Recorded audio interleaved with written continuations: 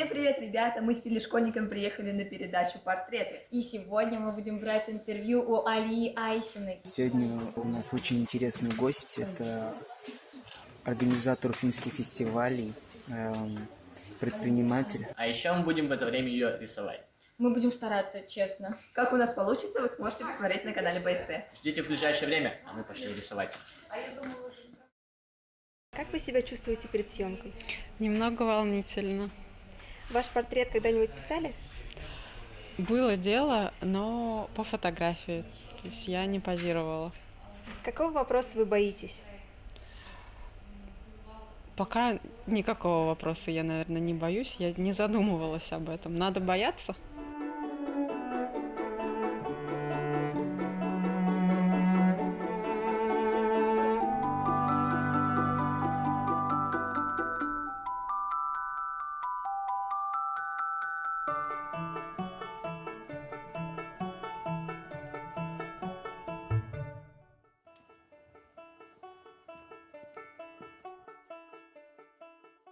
Здравствуйте.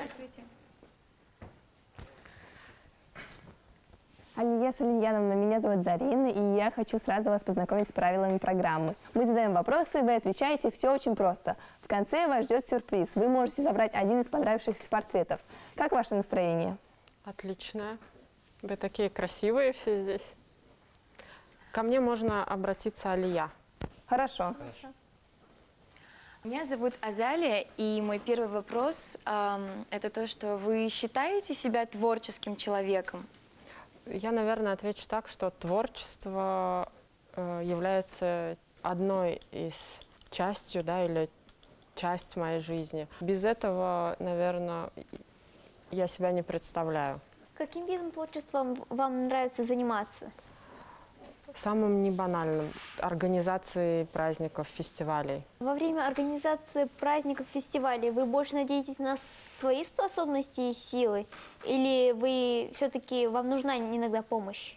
Скажем так, мне, наверное, важно вовлекать окружающих, создавать какое-то сообщество людей, которые вместе со мной, ну, то есть, если это фестиваль еды, то тогда люди, которые делают со мной фестиваль, они должны жить идеей той, которая, ну, является для именно праздника, который я организовываю, да, для фестиваля базовой. Как вы считаете, без вас Уфа была бы более тусклой? Ну, это такой провокационный вопрос. Я, наверное, склоняюсь к тому, что вклад каждого человека, активного именно, в свой город, он делает этот город более живым. То есть, наверное, без моего вклада он был бы чуть-чуть другим. Но, может быть, другой человек появился бы, который вкладывал те же смыслы, которые я вкладываю в город. Кстати, а вы коренная уфимка? Я себя считаю коренной уфимкой. Я родилась в Уфе, но с 5, наверное, или с 4 лет до 14 лет я жила в Ишимбае. В Ишимбае живут мои родители. Но если взять весь мой отрезок жизни и разделить его на части, то большую часть я прожила в Уфе. Поэтому я себя считаю коренной уфимкой. В Инстаграме у вас такой статус, что вы являетесь хозяйкой Уфы. Вы правда так считаете? Как же мне правильно ответить? Когда я вернулась из Санкт-Петербурга в Уфу, почему я стала заниматься именно организацией фестивалей? Мне не хватало в городе какой-то такой движухи уличной. Вот, поэтому для меня фестивали были такой отдушиной, где люди бы могли найти более альтернативный способ общения. Встретиться с друзьями, взять тот же кофе, поболтать. То есть это такая гостиная, а в гостиной есть хозяйка, естественно. Вот я просто придумала себе такой хэштег «Я хозяйка этого города». Создавая большие проекты, трудно, наверное, сохранять терпение и выдержку. Как у вас это получается? Терпение и выдержка у меня, наверное, никак не получается. Я просто в какой-то момент поняла, что мы делаем общее дело со своей командой, и мне бы не очень хотелось бы доминировать. Каждый, кто вкладывает свои труд, время, внимание в проект, мы делаем это равноценно, и результат мы получаем, ну, как бы общий. И поэтому я не вижу смысла испытывать негативные какие-то эмоции. Ну и плюс я практикую эмоциональный интеллект. Я считаю, что вообще в школах надо преподавать данный предмет. Оно позволяет выстраивать этичные коммуникации с людьми, понимать, что от тебя хочет собеседник, и не вовлекаться в чужие истории, например, если кто-то устал и свою усталость он не может выразить, да, сказать: извините, я сегодня устал, поэтому я не могу вовлечься в разговор, выслушать, понять. А обычно люди же начинают обвинять тебя, что ты, например, сильно их загружаешь и тому подобное, вместо того, чтобы взять паузу.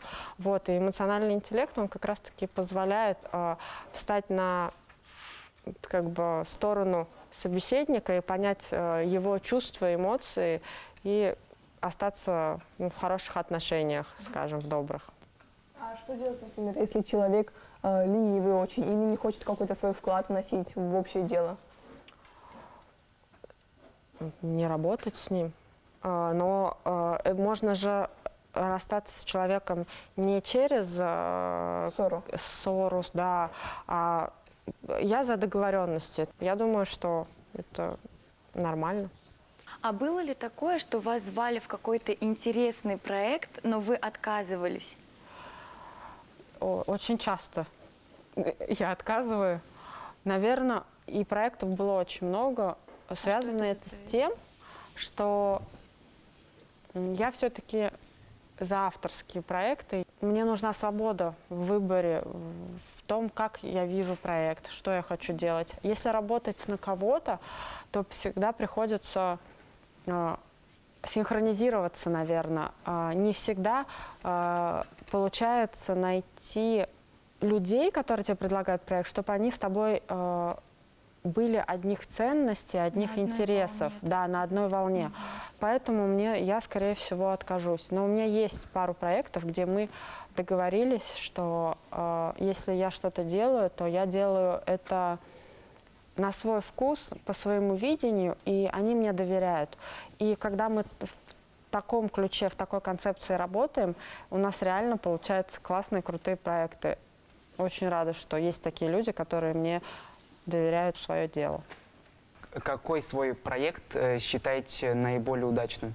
Разные проекты про разные смыслы. Например, у нас есть сейчас совместный проект с Арт-Уфой, называется «Артлаб 19». Как раз это галерея небольшая на ВДНХ. И там молодые художники наши уфимские, которых очень сложно выставляться в галереях, просто потому что они не состоят в союзах художников, да, у них нету каких-то агентов, которые вместо них договариваются, потому что все-таки художники — это больше про творчество. Среди молодежи данная локация, она очень популярна. У нас прям есть своя аудитория, которая ждет наши выставки. Мы поддерживаем граффити, культуру, стрит-арт. То, что считается в городе вандализмом, мы из этого делаем искусство. У меня много проектов, которые я могу перечислять очень долго. Поэтому пока, я думаю, достаточно. Спасибо за вопрос. Классный. Это вы сейчас рассказали про свой самый удачный проект. А какой был самый неудачный? Вот я отношусь, наверное, к тем людям, которые считают, что все ради опыта. То есть даже тот проект, который у нас не состоялся, но было вложено много сил и внимания, это был фестиваль iBike Уфа.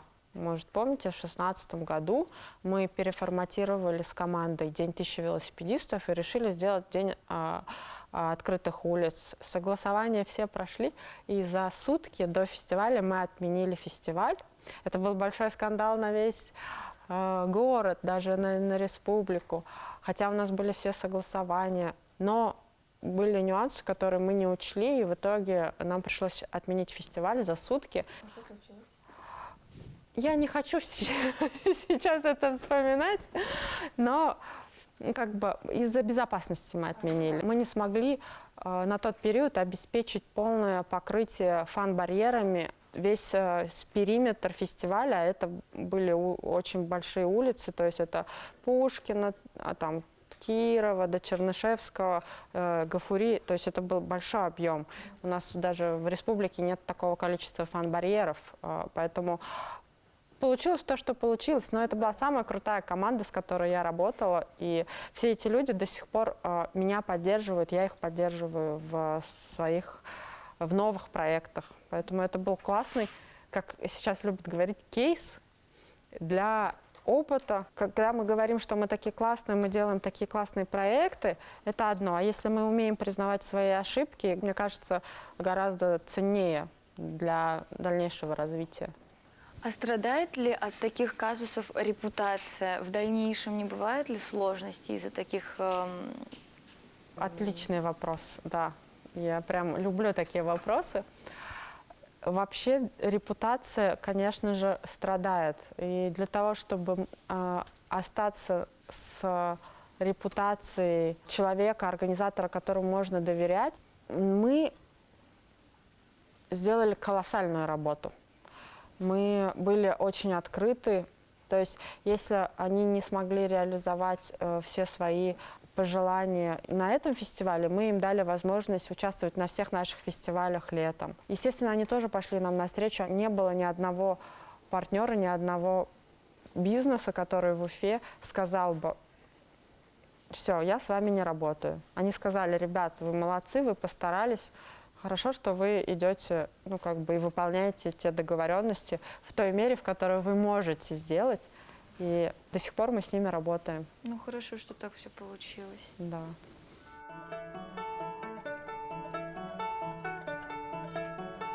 Когда я вернулась из Санкт-Петербурга в Уфу, почему я стала заниматься именно организацией фестивалей?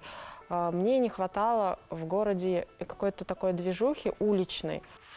Для меня фестивали были такой отдушиной, где люди бы могли найти более альтернативный способ общения.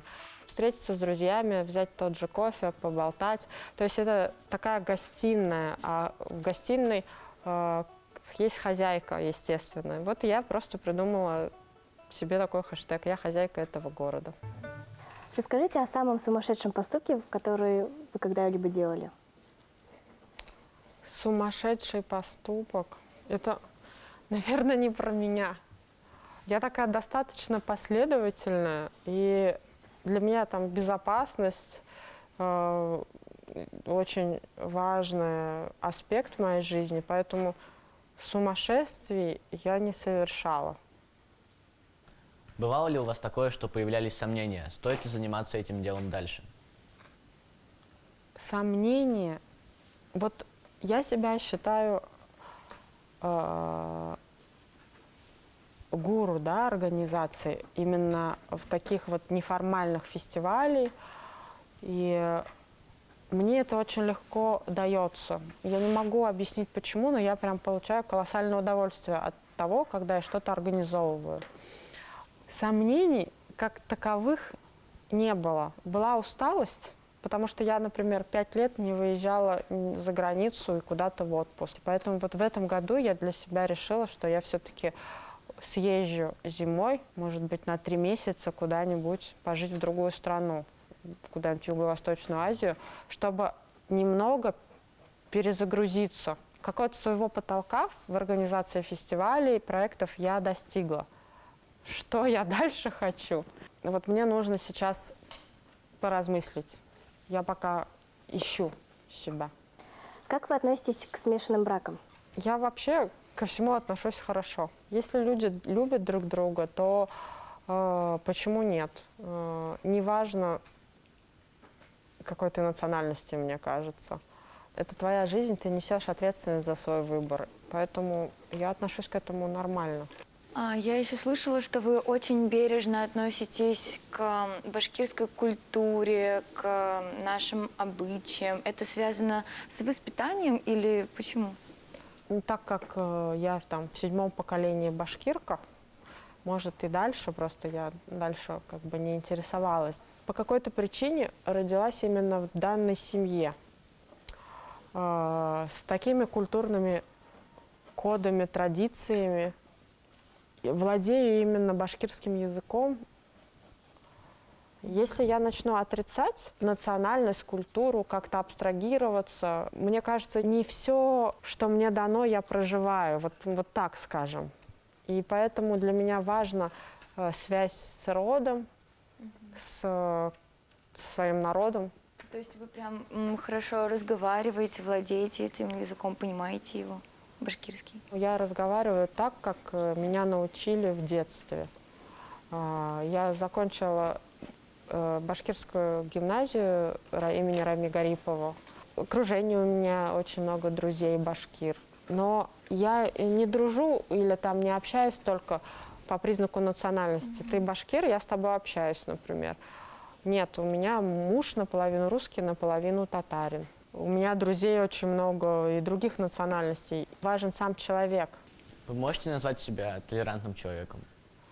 Слово «толерантный» мне вообще очень не нравится. Есть правила, которые ты не можешь нарушить, потому что так не принято у нас. Да? Вот это про толерантность для меня. Для меня больше подходит слово «принятие».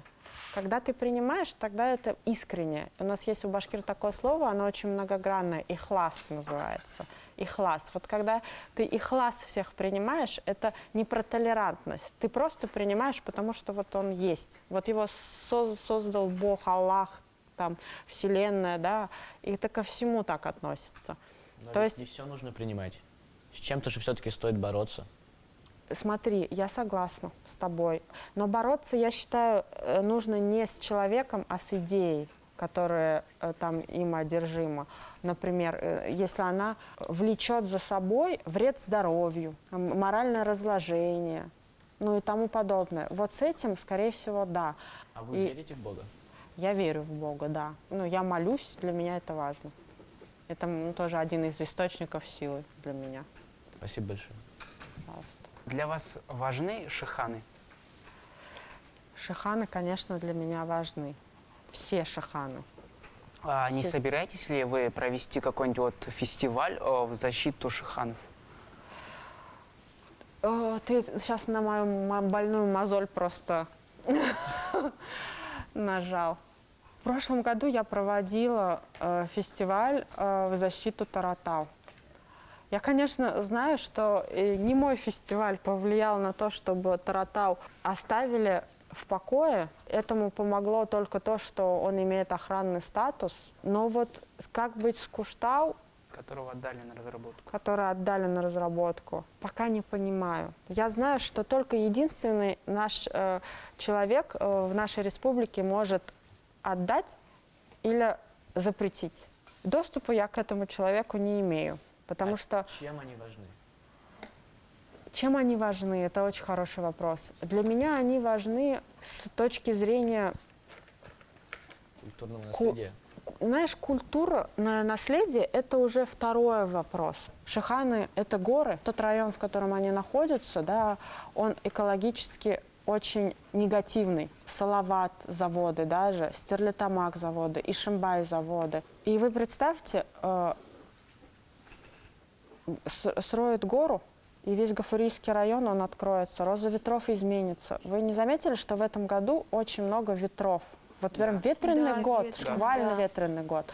Это о чем говорит? О том, что уже меняется у нас климат. Я жила в Казахстане в свое время после университета 3 года. Эти ветра, они как в казахстанских степях, как будто бы у нас нету вообще никакой преграды. А если не будет Куштау, то климат изменится. Я считаю, что это кощунство. Это мы просто сами себе роем яму и делаем экологическую катастрофу своими руками. Я думаю, что только тогда люди начнут осознавать, когда их коснется. Но их коснется только тогда, когда они уже останутся без ничего. Вы можете назвать свой идеальный город? Город, в котором горожане чувствуют себя хозяевами. Каждый чувствует ответственность за свой город. Тогда бы у нас не было бы парковок на газоне, у нас не было бы непонятных аварий, когда сбивают велосипедистов, неуважения, автохамства. Вот в таком городе я бы жила бы. Здесь именно он город про людей, когда власть слышит горожан, каждый несет ответственность за свой город. Если такой город существует, такие люди, то это идеально для меня. Я бы переехала. То есть вы считаете, что Уфа даже близко не стоит с этим идеальным городом, да? Нам есть над чем работать, скажу так. Мне кажется, что такой город — это утопия, и в реальности такое, в принципе, невозможно. А Уфа, кстати, мне кажется, довольно близка к этому идеалу по сравнению с остальными русскими городами. Интересный подход, интересное мнение имеет право на жизнь, потому что мы сами воспринимаем наш город. То есть для тебя он может быть идеальным, но я бы еще поработала бы. Поэтому Спасибо. спасибо. Расскажите о своем самом приятном воспоминании из детства. Я зачастую вспоминаю, что я просыпаюсь с утра дома, и я чувствую запах чебурек. Реально, у меня мама готовила чебуреки в детстве или беляши. И я вот этот запах почему-то вспоминаю. Здорово. Да. Были ли у вас какие-то недопонимания с родителями, какие-то проблемы? Они до сих пор есть. Было бы странно, если бы я сказала, что у нас идеальные отношения. Нет, потому что у родителей есть свои ожидания по поводу того, как я должна жить и реализовываться. У меня есть мои ожидания по тому, какими должны быть родители. И я вот сейчас сама стала мамой, и я как бы требую, наверное, большего какого-то внимания к себе, потому что мне нужна поддержка, и мне необходимо какое-то чувство опоры, которое сейчас мне сложно искать в себе. У родителей есть возможность дать мне это, но не всегда мы можем договориться, скажем так. А как зовут вашу дочь? Мою дочь зовут Айя. Что обозначает это имя? Это имя означает стих Корана, аят. С греческого означает «святая». Поэтому такое достаточно мощное Красивое энергетическое имя, с да. хорошим смыслом.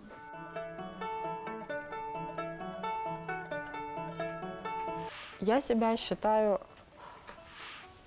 гуру, да, организации именно в таких вот неформальных фестивалях. Что я дальше хочу? Вот мне нужно сейчас поразмыслить. Я пока ищу себя. А вы помните свои эмоции со свадьбы? Как прошла ваша свадьба? Что было самое запоминающееся? Я хотела, чтобы она быстрее прошла. Почему? Для меня, если два человека любят друг друга, то свадьба – это просто ритуал. И он, наверное, больше нужен для родителей или для государства. Для меня важнее то, какие у меня отношения с моим мужем. И здесь не важно, будет у нас ритуал в виде свадьбы или не будет. Вот, поэтому мне, наверное, больше хотелось не стоять в ЗАГСе и тому подобное даже. Мне больше хотелось просто побыть с близкими людьми. А сколько лет вы уже вместе? Мы поженились в 2016 году. Вот 3 года мы в браке, и год мы встречались. 4 года мы вместе. С каким цветком вы бы сравнили себя? С цветком? Я бы, наверное, себя с каким-то сорняком сравнила бы. Почему? Просто потому, что я очень приспосабливаюсь к любым условиям и могу создавать свое окружение сама. Поэтому это свойство, наверное, вот эта гибкость, это все-таки ближе к паразитарному, а это сорняки. Мне нравится ход вашего мышления, потому что обычно люди, когда сравнивают себя с сорняком, они не уверены в себе, а вы в очень хорошем смысле сравнили себя, да. Спасибо. Вы и в детстве были такой мудрой? Нет, к счастью. В детстве я была ребенком. Мудрость – это же различные ситуации, которые ты в жизни проходишь и делаешь выводы. Ты можешь Я себя, кстати, вообще не считаю мудрой. Так, иногда размышляю, наверное, больше про это. Спасибо. Ой, я забыла. Какую музыку вы слушаете, когда вам грустно или весело? Когда мне грустно, я Гульдара Шкуватову слушаю. Я включаю ее песни и начинаю плакать. Мне так хорошо становится. Ой, прямо от души. Мне Асяем, мама моя, говорит, перестань слушать ее. Она же типа заставляет плакать. Вот. А когда мне хорошо, я могу любую музыку слушать. Тут уже не важно. Потому что здесь, как бы, если на душе хорошо, тут не важно, какую ты музыку слушаешь. Вот. Но я стараюсь поддерживать местных исполнителей. Буреляр, да, РНТ. Вот. И очень люблю нашу Земфиру, ДДТ. Прям ходила на все концерты в Уфе. Кого бы вы выделили из молодых хип-хоп исполнителей Уфы? Так, это такой вопрос интересный. Во-первых, я не знакома с их творчеством. Ни с Фейсом, ни с Моргенштерном, ни еще очень большое количество рэперов, которые сейчас продвигаются, да, и Уфу же называют второй Атлантой, родиной самых известных рэперов. Ну, я думаю, вам стоит ознакомиться с ними, потому что даже по работе как-нибудь, в организации. Да, я согласна. Мне говорят, нужно быть алия всегда в повестке. Я тоже так считаю. В повестке это, то есть, ну, понимать, что в мире происходит, да. Вот сейчас все смотрят, например, интервью Дудя.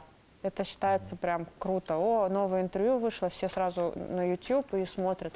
Я признаюсь, я ни разу не смотрела ни одно интервью Дудя. Я не смотрела «Игры престолов» и тому подобное. Не потому, что я чуть-чуть там отстраняюсь, нет. Меня не тянет на это. Поэтому слушать... У меня муж слушает Фейса. Он говорит, у него классные треки. Но я... почему-то меня не тянет, и у меня нет отклика.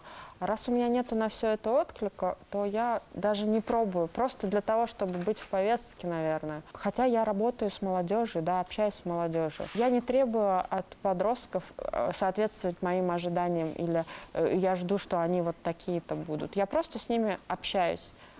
Как вы отдыхаете после рабочего дня? Я могу работать, могу не работать. Я потому что работаю на себя, и я сама формирую свой график. Поэтому для меня, наверное, самое важное – это поужинать с семьей. Вот, это мой отдых. Не обязательно дома. Можно куда-то сходить, куда-то съездить за город, но вместе. Вот если бы у вас стоял выбор, съездить отдыхать за границу одной, либо остаться дома с семьей, что бы вы выбрали? Так как у меня сейчас дочь, то маленькая, 6 месяцев ей, то, конечно, я бы осталась дома.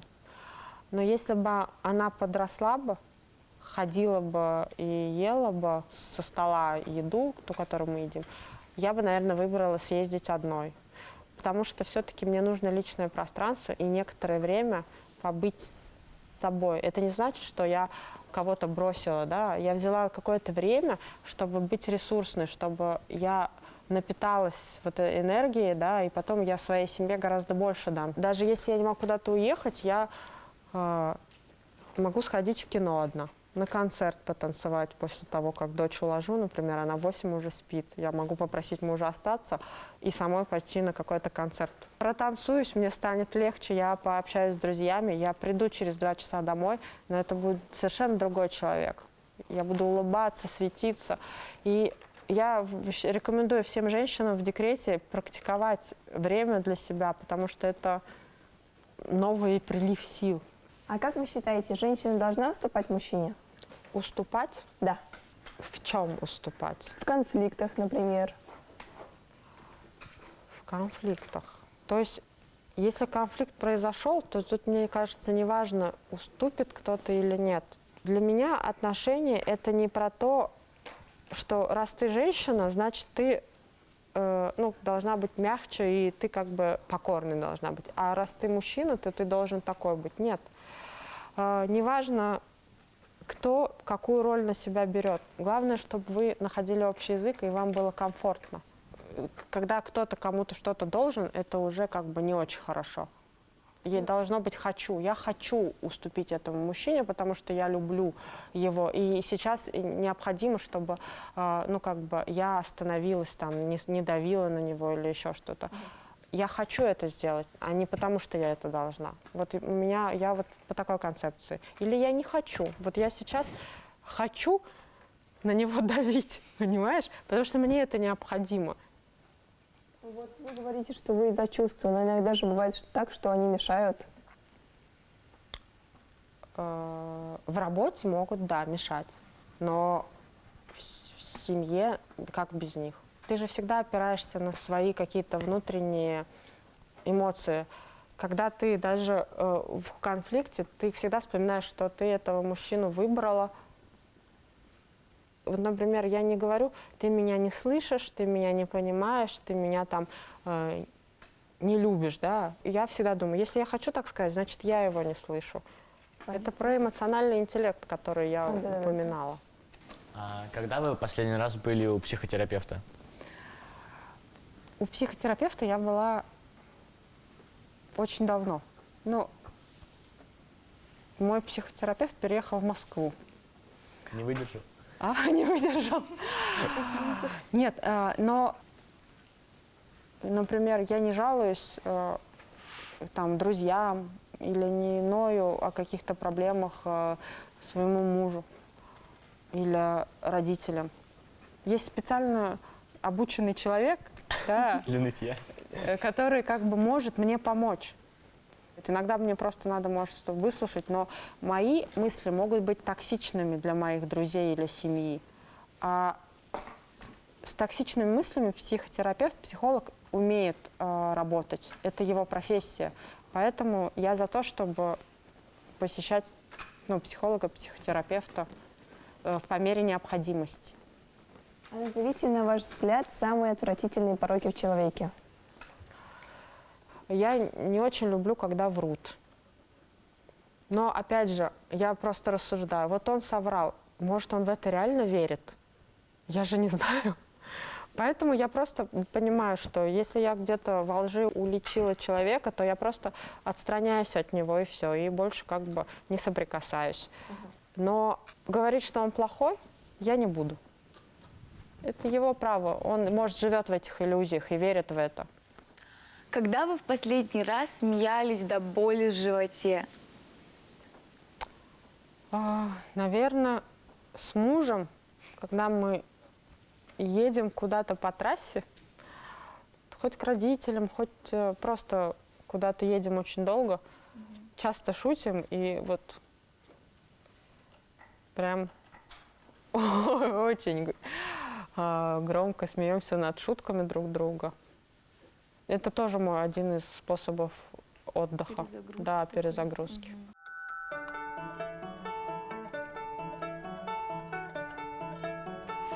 Для меня, если два человека любят друг друга, то свадьба – это просто ритуал. Мне, наверное, больше хотелось не стоять в ЗАГСе и тому подобное даже. Мне больше хотелось просто побыть с близкими людьми. Какого цвета для вас счастье? Ну, наверное, как радуга разноцветная. Все оттенки вообще, которые существуют в мире. Спасибо большое за ответы на вопросы. Сейчас вы можете пройтись и выбрать понравившийся для вас портрет. Так волнительно. Нам тоже, да. Я вижу портреты других. Здесь вот реализм, да. Мне очень понравился сегодняшний гость Алия. Она показалась мне очень серьезной в своей работе, и поэтому на рисунке я показала ее именно такой. Фон я сделала похожим на Вселенную, на космос, потому что считаю, что у нее очень много идей, которые даже не вместятся во всю Вселенную. Она открытый, как будто бы давно мне знакомый человек. Я изобразил ее через ее профессию, то бишь организатор фестивалей, с ее поклонниками, фанатами и просто пришедшими на фестиваль. Как-то так. Из вас излучается счастье. Я угадала, да, как ты меня нарисовала? Да. О, так интересно. Алия очень добрый и светлый человек. Мне понравились ее рассуждения, то, как она мыслит. Вокруг нее все яркое, вокруг нее радуга, потому что цвет ее счастья – это как раз-таки радуга. Ого, ты профессиональный художник? Так, вот так. Классно. Мне очень понравилась метафора, то есть это когда она сравнила себя с сорняком, но не в плохом смысле, а в плане того, что она очень способна приспособиться к любой ситуации. Мне это очень сильно понравилось. Я рада, что с ней познакомилась. Мне было действительно интересно следить за ходом ее мыслей, и я надеюсь, что она ведет активную социальную жизнь, и я смогу на нее подписаться, например, в Инстаграме и читать ее посты. Портрет Алии я нарисовал так же, как я ее вижу, то есть я реалист, как вижу, так рисую. Круто. Так, я, если честно, немного обескуражена, потому что все просто по-разному так нарисовали. Где-то я вижу прям всю мою серьезность, и вот это какую-то аборигенность мою нарисовали. И это так мощно, реально, очень мне нравится. А где-то легкость. Я хочу вот этот рисунок выбрать. Потому что вот здесь я себя чувствую маленьким ребенком с ложочком. Почему-то именно девочкой. Я вот так увидела. Поэтому Я даже не ожидала. вот эта картинка. Давайте на прощание сделаем селфи, все вместе, все художники, журналисты, вы. Да, давайте, я буду очень рада. А я не могу взять картину и вот так вот держать? Можете. Улыбаемся.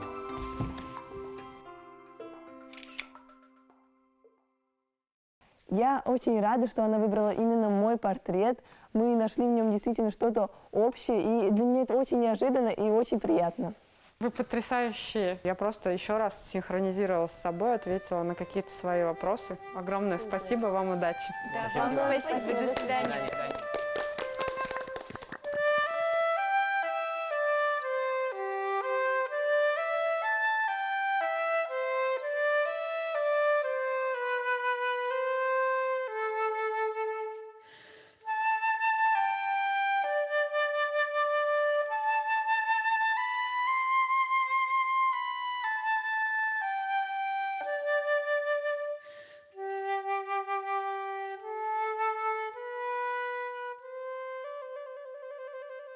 У меня было такое чувство, что я сидела, чай пила с ними и общалась просто вот за столом.